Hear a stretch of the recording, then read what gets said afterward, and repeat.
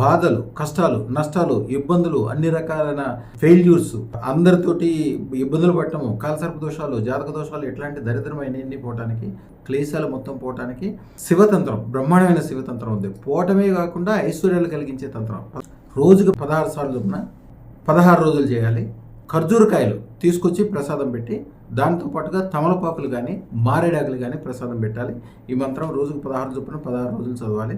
ఈ మంత్రము ఓం సర్వేశ్వరాయ సర్వ క్లేశ నాశాయ నమః.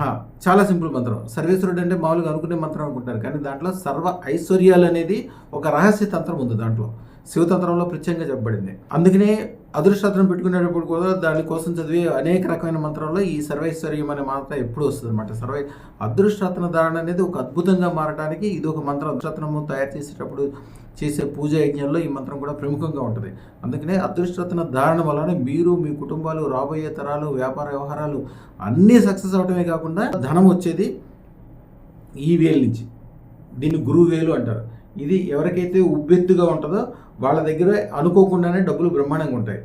అందుకని మేము అదృష్టరత్నం ఎప్పుడైతే పెడతామో ఇక్కడ ఒక ఆనకట్ట కట్టినట్టు అయిపోద్ది. అందుకని ఎప్పుడు కూడా డబ్బులు అప్పుడు చేతిలోకి లోపలికి వస్తాయి. లోపలికి వచ్చిన డబ్బులు ఖాళీగా ఉండవు.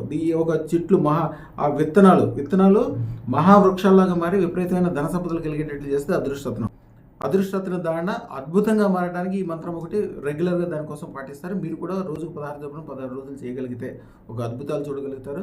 అదృష్టరత్న ధారణే జీవితంలో అద్భుతం. అదృష్టరత్న ధారణ అద్భుతమైన విజయాలని, సుఖాలని, సంతోషాలని, పెరుగుదలని కలిగిస్తే తప్పకుండా ధరించండి.